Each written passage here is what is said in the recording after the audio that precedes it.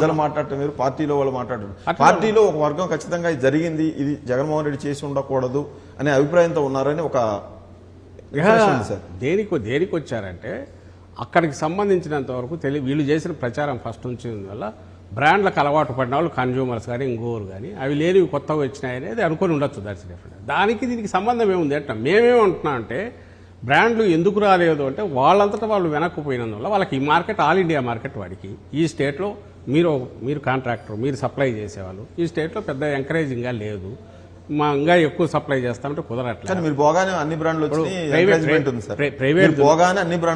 వచ్చాయి, విచ్చలవిడిగా ఉంది. ఇప్పుడు ఈ రోజు అడగండి, ఈ రోజు ఇది అది కన్జ్యూమర్ గానే ఇది బ్రహ్మాండంగా ఉంది అని అనుకుంటే ఉండేవండి, తప్పలేదు. కానీ మీరు ఇలా చేయడం వల్ల మీ మామూళ్ళకి ఆశపడి, అంటే సిట్టు చేసిన ఆరోపణలు అన్నమాట, మీ మామూళ్ళకి మీరు ఆశపడి స్పూరియస్ వచ్చేసింది అంటే తయారు చేసేవాడి మీద ఒత్తిడి తెచ్చి 12% వాడు కమిషన్ ఇచ్చాడు అనుకుంటే దాన్ని మీరు 20% చేసి, లేదా కేసుకు 600 రూపాయలు ఇచ్చేవాడిని 6000 రూపాయలు మీరు బలవంతంగా గొంతు మీద కత్తి పెట్టి వసూలు చేసుకున్నారనుకుంటే వాడు మీకు ఇవ్వాల్సిన డబ్బులు ఇచ్చేసి వాడు చేయాల్సిన క్వాంటిటీలో దాంట్లో తగ్గించాడు. అందువల్ల కల్తీ మద్యం తాగి ఎక్కువ మరణాలు సంభవించాయి, 30,000 మంది చనిపోయారు, లివర్లు పాడైపోయినాయి అని చెప్పారు.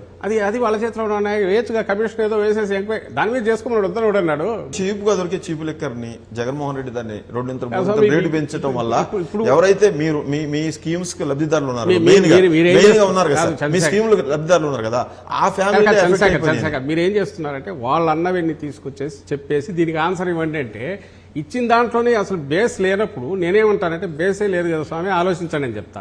మీకు ఇండిపెండెంట్గా మీరు చూడండి దీన్ని అని అప్పీల్ చేస్తా. నేను అంతే చేయగలను, ప్రజలకైనా మీకైనా న్యూట్రల్ మీడియాకైనా ఏం అప్పీల్ చేయగలమంటే మేము అయ్యా వాళ్ళు అంటున్న దాంట్లో వాస్తవం ఉండడానికి అవకాశం ఉందా ఫస్ట్ థింగ్.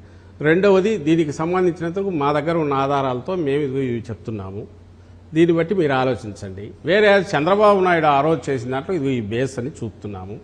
పోనీ ఈ రెండింటిని కలిపినా ఇన్వెస్టిగేట్ చేయండి, తెలుస్తుంది స్కామ్ అంటే ఎట్లా ఉంటుంది అనేది. ఇవే చేయగలం తప్ప ఇప్పుడు నిన్న కుబేర సినిమాలోనే ఈ రేషనల్ ఈ డైలాగ్ ఇట్లా కాకుండా అట్లెందుకు లేదు అని నేనేమో అనట్లా. అతని ఇష్టం కథ రాసిన సినిమాలో డైలాగులు చెప్పుకోవచ్చు అంటారు, మళ్ళీ సినిమాలో ఉదాహరణ చెప్తారు, వాడేం ఒప్పుకోరు. కాదు, కథ అతని ఇష్టం, డైరెక్టర్ ఇష్టము, స్క్రిప్ట్ నేనే చేయాలి దానికి. మీరేమంటున్నారు, ఇదిగో ఇది ఇట్లా ఇచ్చారంట కదా, బలవంతం చేశారంట కదా అంటున్నారు. చీప్ లిక్కర్ తక్కువ రేటుది అనేది ఈ రోజైనా ఆ రోజైనా 70% 80% అదే ఉంటుంది ఎవరు చేసినా. అండ్ దాని స్టాండర్డ్స్ ఆ రోజు మీరు గమనించారు, అలిగేషన్స్ చేశారు, సేమ్ ల్యాబ్లో టెస్ట్ చేశారు, నార్మల్ ఏమీ లేదని తేలింది. ఉండడానికి అవకాశం ఉండదు. ఉన్నాయంట వాళ్ళ దగ్గర, ఇంకా ఉన్నాయని చెప్తున్నారు. ఉన్నప్పుడు రిజల్ట్స్ ఉన్నాయి, వాటికి అన్ని చెప్తాము.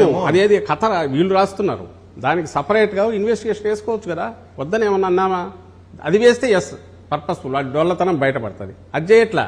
మీరు ఏది గమనించినా ఈరోజు సంవత్సరం నుంచి గమనిస్తే దీనికి స్కామ్ అని వాళ్ళు అంటున్న సోకాళ్ళు దానికి సంబంధించి ఈ కథల్లో ఎన్ని కాంట్రడిక్షన్స్, 60,000 కోట్లు అన్నారు, 50,000 కోట్లు అన్నారు, 30,000 కోట్లు అన్నారు, ఆఖరికి 3,500 కోట్లు తేల్చారు. 3,500 కోట్ల కోసం 3 లక్షల కోట్ల ఎఫర్ట్ పెట్టినట్టు ఈరోజు పిక్చర్ ఇస్తున్నారు. ఈ లిక్కర్ స్కామ్లో అంతిమ లబ్ధిదారుడు జగనేనా? మళ్ళీ అక్కడికే వస్తే నేనేం చేయాలి? అసలు వాళ్ళు చెప్తున్న ప్రకారం గజం మిథ్య పలాయనం మిథ్య అంటారు. అదే లేదు ఇది లేనప్పుడు ఏమీ లేదు అక్కడ. జగన్ అరెస్ట్ చేస్తారు వాళ్ళ ఆలోచన, అంటే వాళ్ళ కోరిక, వాళ్ళ ఆత్రం, అందరినీ చుట్టూ వాళ్ళని చేయాలి, ఆయన దగ్గర కూడా పోవాలనేది ఉండొచ్చు. ఎందుకు ఉండొచ్చు అనేది చెప్తున్నాను. చంద్రబాబు నాయుడు గారికి ఆయన జగన్మోహన్ రెడ్డి గారిని ఎదుర్కొనే సత్తా కానీ అలాంటి ఆలోచన కానీ ఎవరు ఊతకర్రలు పెట్టుకుని he should thank Pawan Kalyan, he should thank BJP. మీరు బీజేపీ పక్కన ఉన్నా కూడా వదిలేసుకున్నాడు మీరు, అనుకున్నాడు మీరు,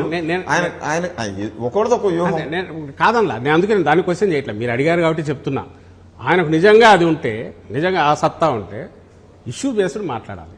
ఎస్ ఇదో మీ హయాంలో పాలసీలు ఇవి తప్పు, మేము చేస్తున్నాము అని చెప్పి ఎందుకు మాట్లాడలేకపోతే? ఏం పాలసీలు ఉంటాయి సార్? మీరు అధికారంలో ఉన్నప్పుడు కేసులు పెట్టి వాళ్ళని ఎడాపేడ లోపలేసేశారు.